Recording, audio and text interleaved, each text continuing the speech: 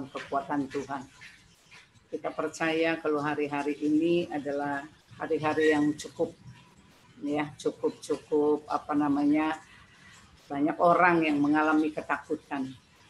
Saya bertemu dengan satu orang, dia seorang dokter, dia memiliki satu ketakutan yang luar biasa, sampai dia ngomong sama saya, "Ma, aku takut luar biasa," sampai saudara tahu dia taruh oven di depan rumahnya, jadi setiap kalau belanja uang semua dia masukin oven sampai sebegitu takutnya. Tapi saya mau katakan, kita percaya kalau kita tinggal di dalam kekuatan Tuhan, pasti ada penghiburan. Amin. Bisa dengar ya? Saya akan bahas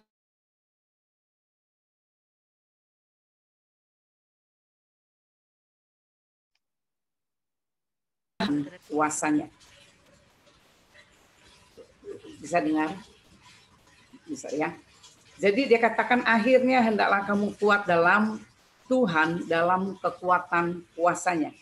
Jadi dari ayat ini kita memperhatikan dua hal. Hal yang pertama kita harus perhatikan kata kuat. Ya, kata kuat itu memiliki kesamaan, ada kata kesamaannya. Kuat itu berarti tidak goyah. Ya, sekarang banyak orang Kristen nih lagi goyah nih. Situasi keuangan goyah, ekonomi seperti ini goyah, politik seperti ini kita mengalami semua goyah. Kemudian yang kita perhatikan kata yang kedua adalah kata hendaklah. Kata hendaklah ini memiliki kesamaan dengan kata seharusnya. Jadi saya mau katakan gini, seharusnya kamu tidak goyah dalam Tuhan, dalam kekuatan kuasanya. Amin saudara. Jadi dia katakan seharusnya.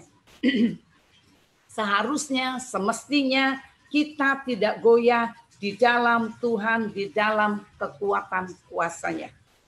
Paulus menulis surat ini dia tidak tujukan kepada orang-orang yang tidak percaya, tetapi dia menulis surat kepada orang-orang yang percaya. Pada saat dia menulis surat ini yang dia katakan kita patutnya tidak goyah di dalam Tuhan, dia dalam situasi bukan di dalam situasi yang baik, dia dalam situasi yang tidak baik. Ya, dia dalam situasi yang tidak baik. Ini internetnya masih nyambung nggak? Nyambung ya? Shalom. Bisa diulangi pasal berapa, Bu? Ayat apa, Bu? Tadi sempat keputus soalnya.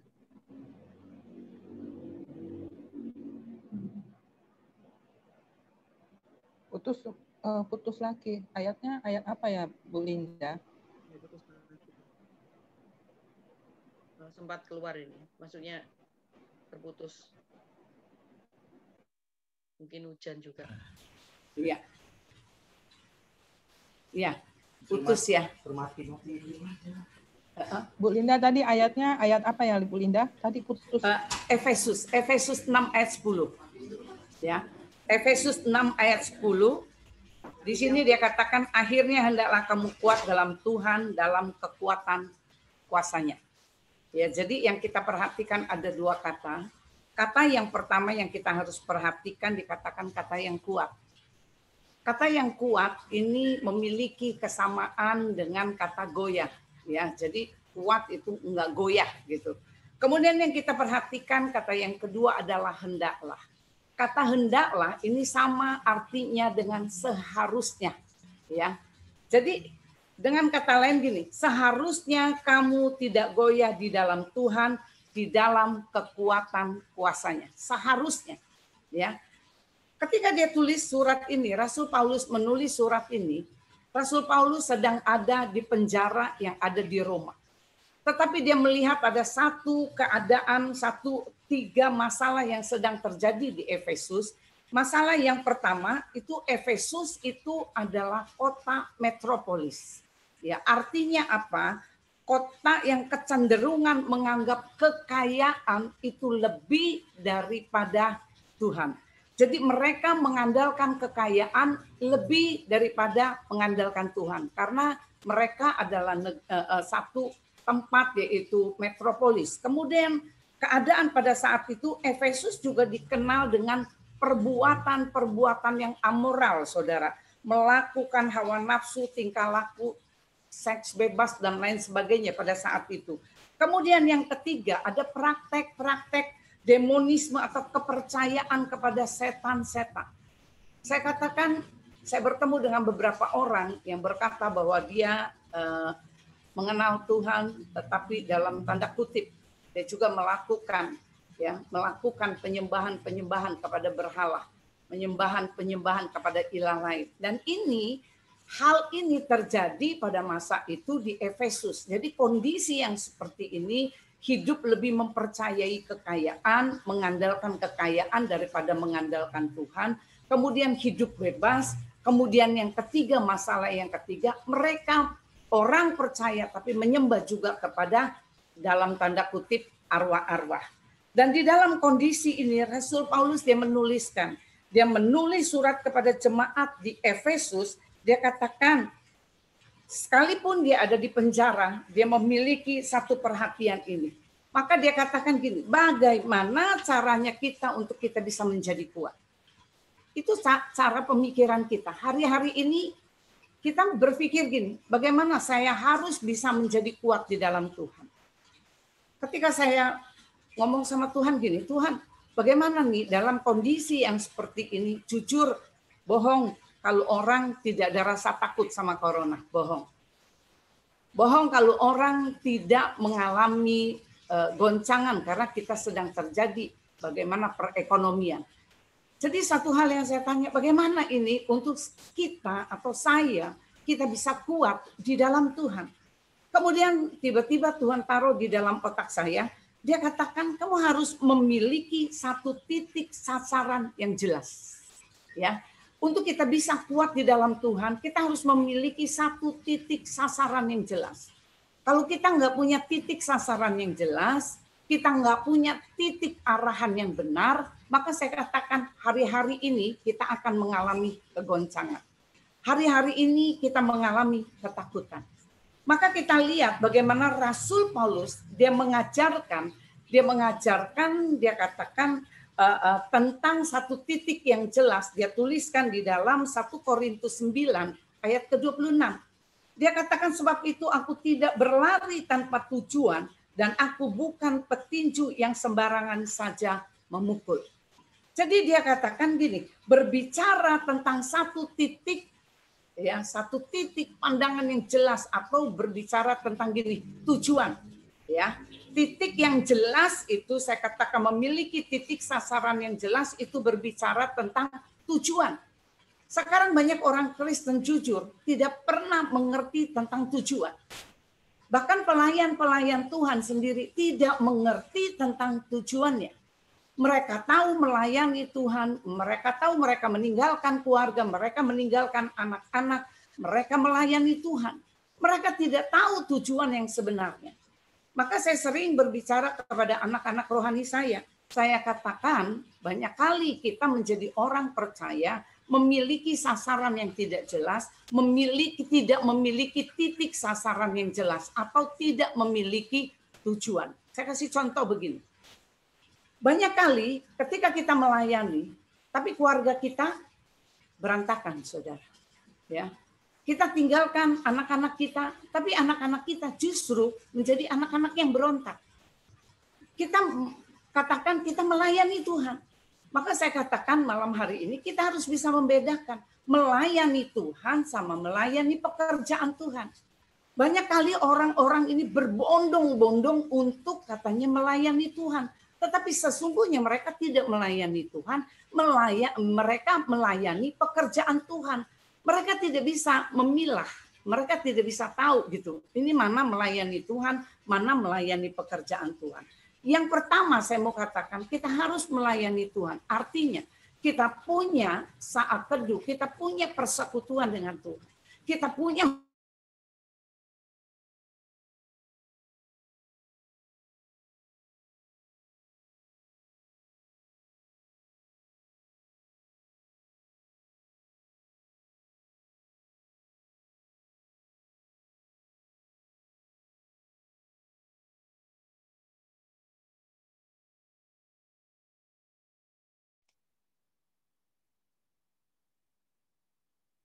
ya internetnya ini. Sabar ya.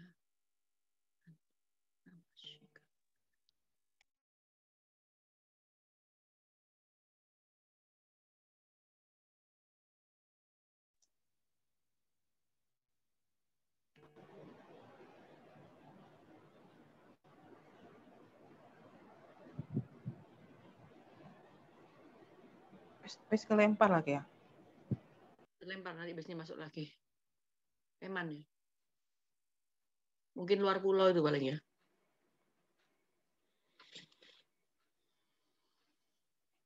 Oh ya Bu, udah masuk. Sorry ya. Ya, Sorry ya. internetnya jelek. Ya, Jadi kita harus mengerti gini, ya. Banyak orang berpandangan gini, saya melayani Tuhan, tapi dalam kategori gini loh, tidak menemukan titik sasaran yang benar. Yang saya mau katakan, kita melayani Tuhan artinya kita memiliki persekutuan dengan Tuhan, punya hubungan dengan Tuhan, punya saat teduh dengan Tuhan. Jadi ketika kita punya hubungan saat teduh dengan Tuhan, kemudian ada kebenaran yang diberikan, maka kebenaran itu menjadi mana yang hidup bagi semua orang yang mendengar kebenaran firman. Ya. Kemudian setelah kita melayani Tuhan, kita memiliki, oke, bisa masuk ya, oke. Kemudian yang kedua, yang pertama kita harus melayani Tuhan. Artinya kita punya hubungan. Kemudian yang kedua, kita harus melayani keluarga terlebih dahulu. Banyak kali orang salah, kita melayani pekerjaan Tuhan tanpa kita melayani keluarga. Maka kita lihat kenapa banyak orang-orang percaya ketika melayani anak-anaknya banyak tidak mau ikut Tuhan. Karena apa? Kita sebagai ibu tidak menjadi contoh. Kita menjadi pelayan Tuhan yang tidak menjadi contoh bagi suami. Oke? Oke. Ya, saya terus ya. Jadi banyak kali gitu kita melihat berapa banyak anak-anak hamba Tuhan yang mereka lari dari Tuhan. Karena apa? Mereka nggak bisa menemukan orang tua yang benar dalam hidup mereka. Tapi mereka melihat orang tua ketika mereka ada di dalam mimbar. Jadi yang kedua saya katakan, setelah kita melayani Tuhan, kemudian kita melayani keluarga terlebih dahulu.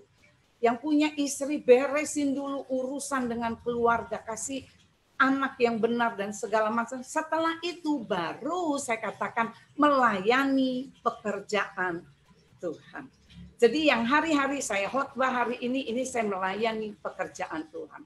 Saya melayani orang konseling, itu bukan melayani Tuhan, tapi melayani pekerjaan Tuhan. Jadi kita harus lihat seperti itu, saudara. Ini yang dikatakan, sebab itu aku tidak berlari tanpa tujuan dan aku bukan petinju yang sembarangan saja. Jadi berbicara tentang titik sasaran yang jelas atau tujuan yang jelas, Rasul Paulus itu mengangkat satu konsep di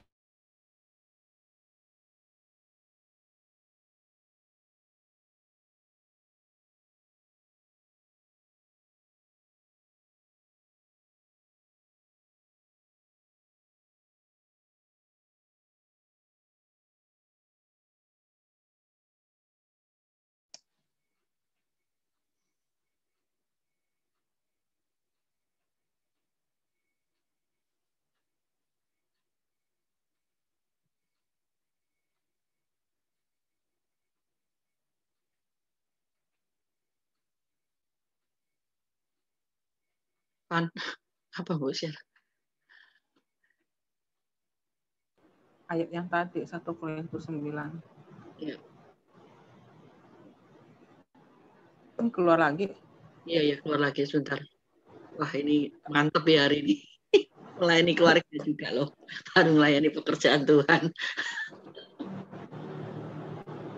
Tak kira internetku, soalnya kadang-kadang juga aku kelempar. Iya. Hari ini lagi hujan juga ini.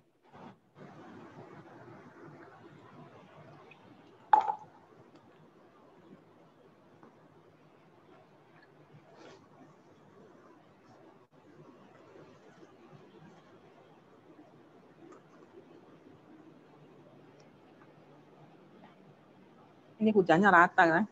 Iya kayak.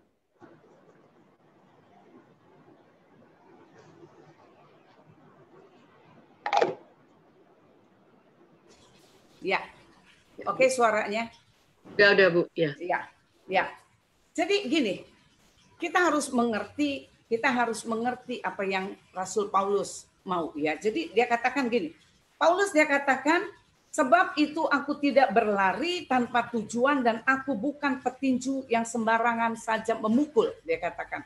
Jadi kita lihat berbicara tentang tujuan atau berbicara tentang titik tujuan yang jelas, itu berbicara tentang tujuan.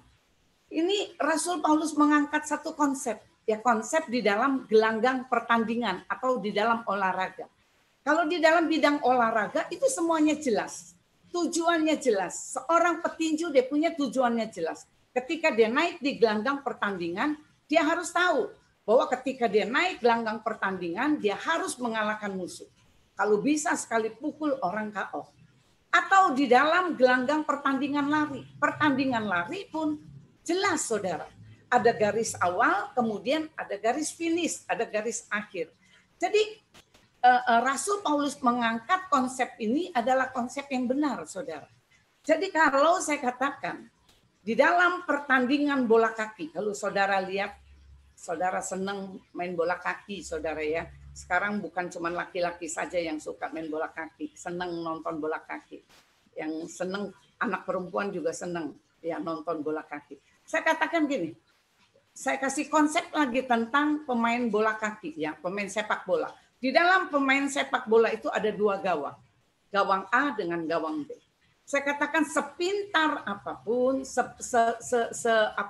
sepintar untuk dia mencetak gol, selama pemain ini tidak memiliki titik yang jelas atau dia tidak memiliki tujuan, dia tidak tahu dia harus masukkan gol ini kemana, maka saya katakan kepada saudara yang menjadi masalah ketika dia tembak itu gol, maka masuk gol itu ke gawang lawan. Nah ini yang saya mau katakan kepada saudara, tujuan atau titik itu, titik sasaran yang jelas itu artinya apa? Itu yang akan memacu kita untuk mencapai kepada sasaran. Jadi gini, tujuan kita sudah tahu. Tujuan orang percaya adalah Kristus, menjadi kembali segambar dengan Kristus. Ya, itu tujuan kita. Kita nggak bisa lari dari konteks ini. Ya, itu tujuan kita. Maka dikatakan apa? Kita dikasih tujuan. Tujuan sasaran. Nah, sasaran kita ini kita berlomba. Hari-hari kita berlomba untuk menjadi sama seperti Kristus. Ya kan? Bagaimana kita menjadi seperti Kristus? Maka saya katakan, banyak keluarga-keluarga hari-hari ini, saya katakan kepada saudara, bukannya bilang bukan tidak boleh pelayanan, apalagi seorang perempuan. Dia harus menjadi contoh yang baik dalam keluarganya. Seorang kepala keluarga harus menjadi contoh yang baik bagi keluarganya. Ketika dia memberikan sesuatu yang baik bagi keluarganya, ada dampak yang baik bagi keluarganya, maka saya katakan saudara juga akan menjadi dampak bagi orang lain. Saya punya prinsip dalam pelayanan. Saya selalu katakan, Tuhan, saya punya pelayanan yang besar, tapi kalau saya punya anak-anak yang tidak takut sama Tuhan, saya katakan, maka saya menjadi hamba Tuhan yang gagal. Artinya, nol besar. Karena apa? Anak-anak dia harus lihat bagaimana saya khotbah, bagaimana cara hidup saya. Mereka harus lihat itu. Ya, banyak kali kita mengajar, tapi kita nggak bisa memberikan yang benar. Maka saya katakan itu yang pertama. Yang kedua, saya katakan tujuan itu adalah kompas yang mengarahkan pemain kepada garis akhir.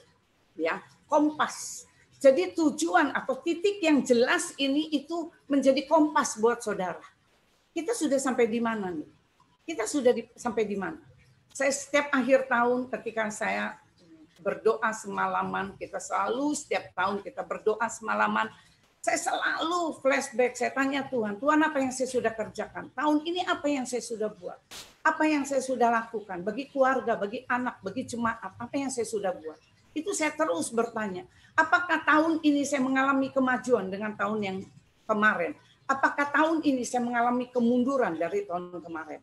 Ya, itu yang pertama. Maka saya katakan orang yang memiliki, ciri orang yang memiliki, saya katakan memiliki titik sasaran yang jelas, atau gini, orang yang memiliki sasaran, maka yang pertama saya katakan orang yang memiliki sasaran, maka orang itu akan punya prinsip. Ya. Jadi kalau orang punya sasaran yang benar, punya titik sasaran yang benar, dia punya tujuan yang benar, maka orang ini adalah orang yang punya prinsip. Saya kasih contoh di dalam kitab Daniel.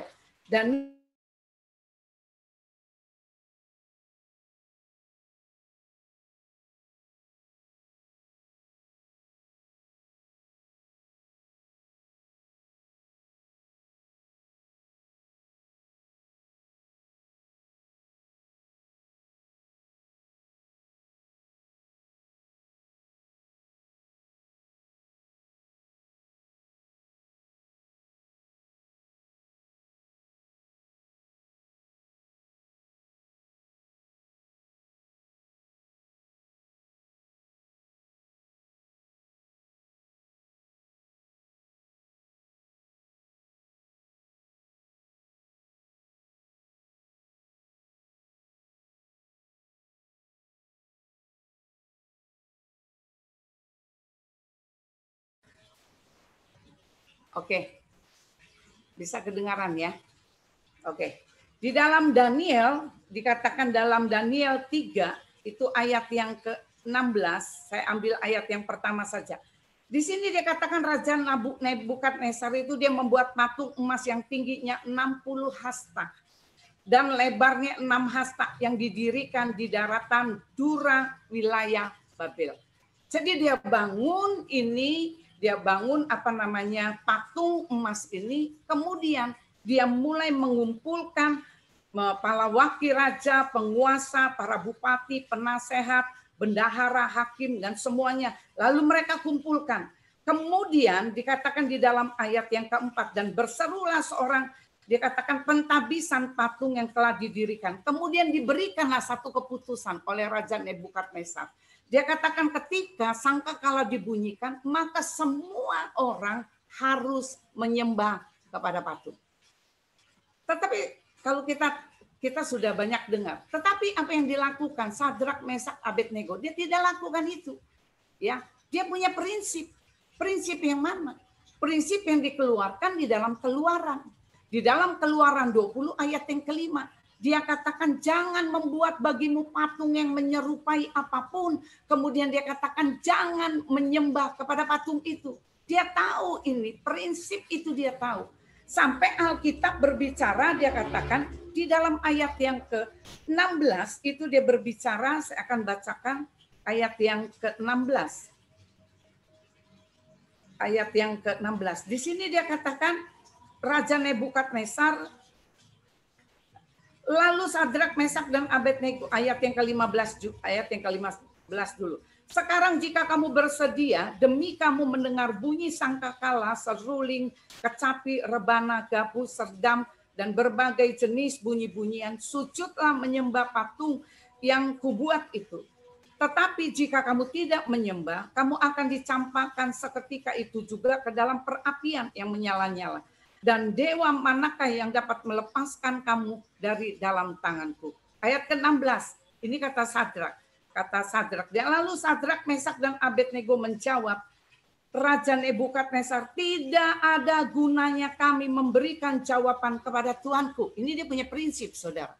Dia katakan nggak perlu, dengan bahasa saya dia katakan nggak perlu aku jawab lagi. Kemudian dia katakan, jika Allah kami yang kami puja sanggup melepaskan kami, maka Ia akan melepaskan kami dari perapian yang menyala. Kemudian yang lebih keren dikatakan ayat ke-19. Dia ayat ke-18. Tetapi seandainya tidak, hendaklah Tuanku mengetahui, ya Raja, bahwa kami tidak akan memuja dewa Tuanku dan tidak akan menyembah patung emas yang Tuanku dirikan. Ini keren banget gitu ya.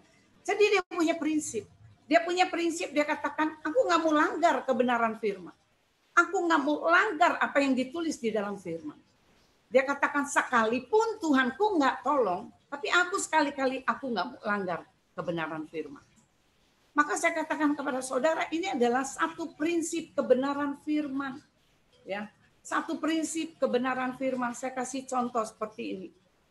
Satu kali saudara saya diundang di satu kota, saudara. Ada satu pengusaha kaya. Dia pengusaha sangat kaya. Dia punya memiliki banyak hal. Kemudian saya sudah layani dia punya karyawan dan beberapa mereka yang manifestasi. Setelah itu kemudian dia panggil saya ke kantor. Dia ngomong sama saya. Dia katakan, Ibu, tolong Ibu bernubuat untuk saya. Kemudian tiba-tiba Roh Kudus ngomong sama saya. Dia katakan, ngomong sama dia.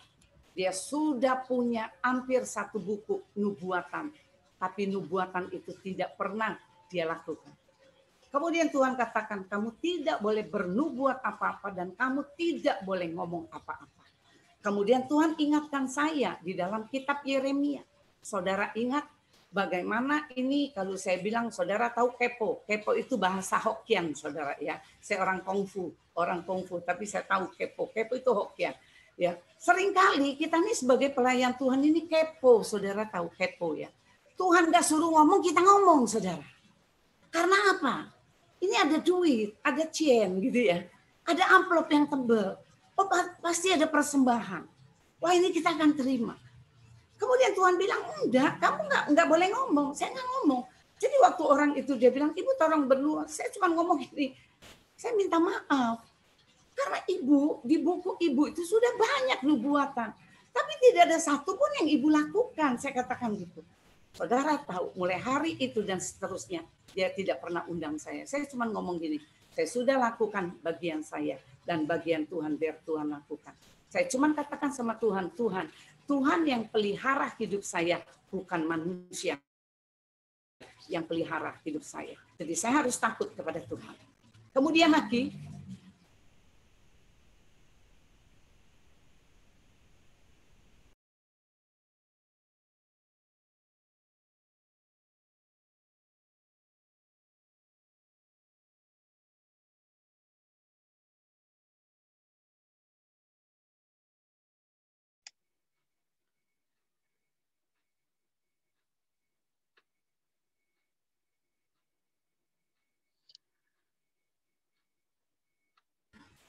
ya. Oke, ya. Kemudian satu kali lagi, saya mau berbicara tentang prinsip. Ya, maka saya katakan gini, hari-hari ini kita mesti melihat. Saya suka share sama link-link. Saya katakan link, kita harus lihat gini. Sekarang pendeta itu ada 2. Yang satu pendeta karena profesi. Artinya gini, lu undang gua, lu berani kasih gue PK berapa, lu jemput gue naik apa, dan gue dikasih makan apa. Oke? Tapi karena pendeta, ini nggak bisa lagi ya. Putus lagi ya.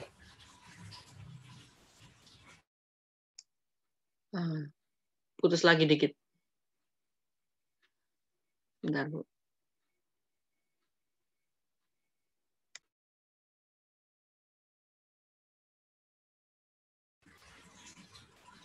Ya, putus lagi ya. Ya. Bicara lagi tentang prinsip. Ketika saya pelayanan, satu kali di Lampung ini ada satu perusahaan real estate yang cukup besar, saudara. Dan saya nggak usah sebut namanya, kalau saya sebut saudara pasti tahu. Jadi perusahaan ini ketika dia baru bangun, saudara, dan itu banyak masalah dengan arwah-arwah, ya. Jadi satu kali dia punya manajer, ya, dia manajer, jadi dia tinggal di satu tempat, dia dari Jakarta, dia ke Lampung. Kemudian ada sesuatu terus diganggu di dalam rumah itu. Tapi terakhir yang membuat dia takut, itu hanger bisa jalan di kamar, hanger itu bisa jalan, jeduer, pintunya ketutup. Nanti pintu lemari kebuka, kemudian dia lihat hanger jalan. Kemudian bukan cuma itu, tiba-tiba waktu dia keluar kamar, saudara tahu, tiba-tiba shower itu berdiri, tidak ada orang, berdiri nyemprot air. Wah, dia takut setengah mati. Kemudian dia bertanya, kira-kira siapa yang bisa ngusir setan? Jadi orang-orang Lampung itu tahu kalau ngusir setan Bu Linda gitu ya. Jadi saya dipanggil. Jadi waktu saya dipanggil, kemudian saya ngomong, Pak, ini yang masalah ini daerah tangga nih Pak. Kalau tangga ini, aduh saya udah nggak tahan ini. Saya punya punggung aja saya nggak tahan. Ayo kita doa aja Pak. Kemudian saya tahirkan, selesai semua. Udah selesai, kemudian saya mau kembali pulang. Tiba-tiba orang ini dia keluarkan saya amplop. Waktu dia keluarkan saya amplop, kemudian Roh Kudus itu ngomong sama saya. Saya mau tertawa, ya lucu, ya geli. Tapi lucu gini. Roh Kudus dia bilang gini, ayo, kalau Mbok terima itu amplop, Mbok itu seperti dukun. Kamu itu seperti dukun. Mari doa, terima angpau. Itu seperti dukun. Saya itu gelis nggak ngerti. Saya katakan sorry, saya nggak terima ini. Saya minta maaf, saya nggak terima. Saya katakan.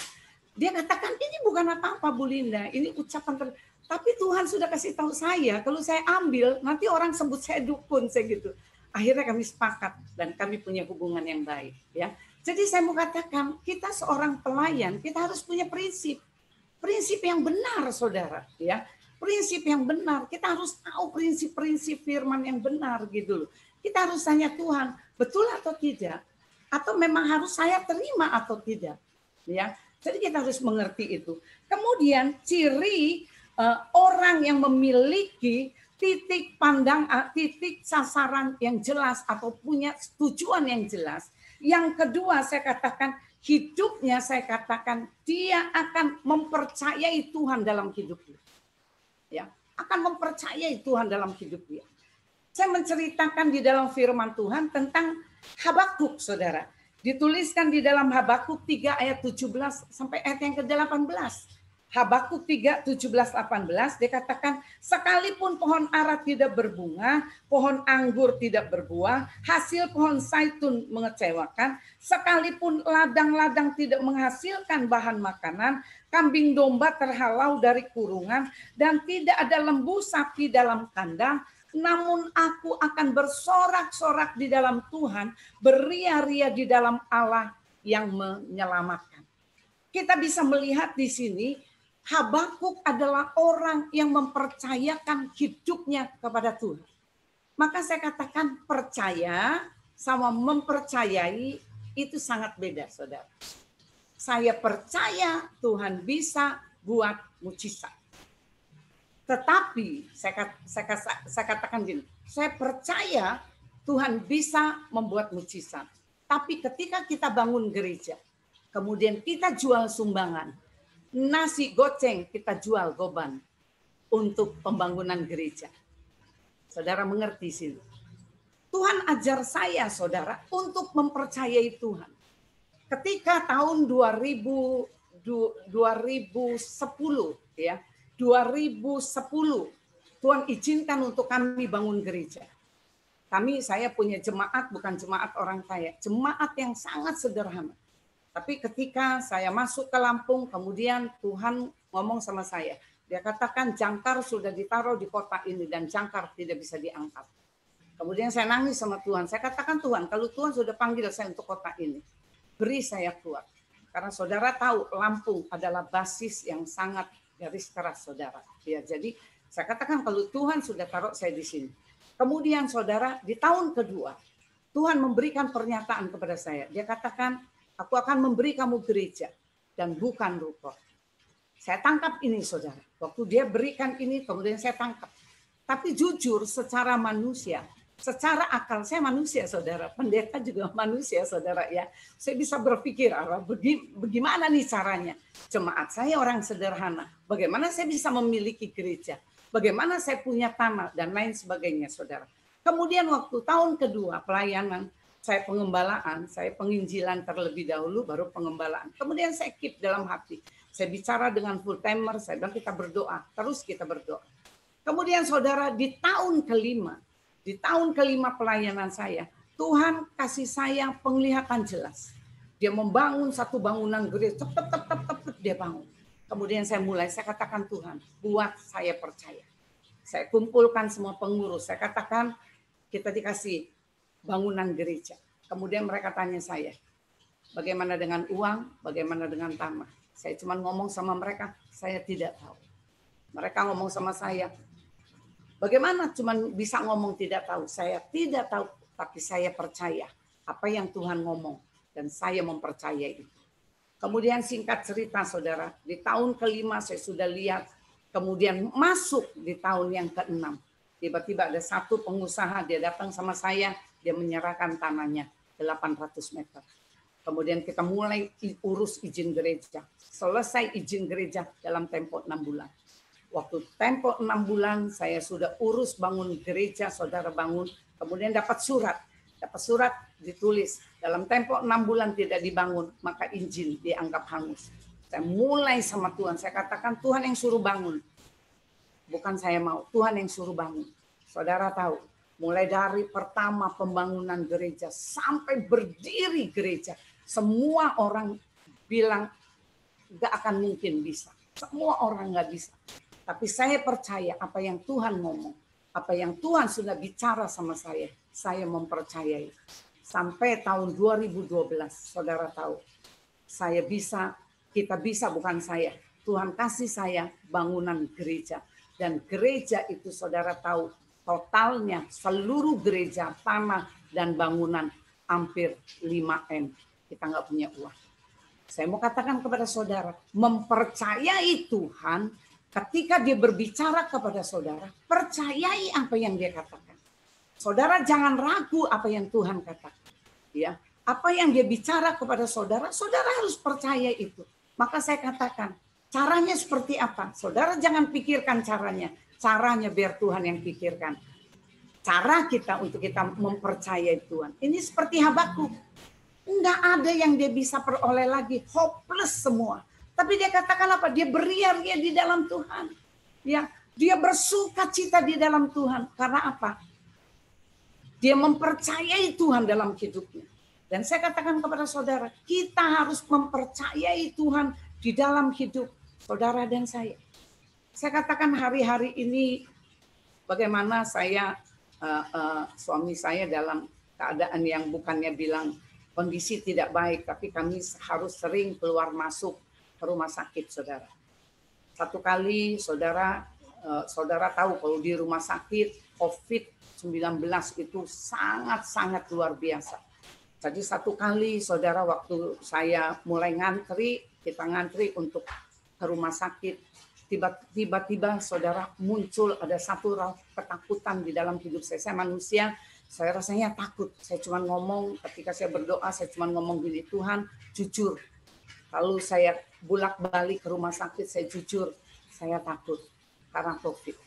Tapi waktu saya terus berdoa, saya bersyafaat, tiba-tiba Roh Allah, dia taruh dalam hati saya, dia berbicara, dia katakan, kalau kamu hidup di masa pandemi ini, dia katakan, kalau kamu ada di dalam masa sulit seperti ini, kamu harus keluar masuk rumah sakit. Percayalah bahwa kuasaku jauh lebih besar dari COVID. Wah, saya katakan, yes Lord, saya katakan, thank you Lord, saya katakan, terima kasih, saya tahu saya punya Tuhan yang besar.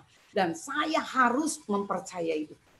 Ya, jadi saya katakan itu ciri yang kedua. Ciri yang kedua adalah orang yang memiliki titik sasaran yang jelas atau dia memiliki tujuan yang jelas, maka saya katakan kepada saudara, dia akan mempercayai Tuhan, bukan percaya.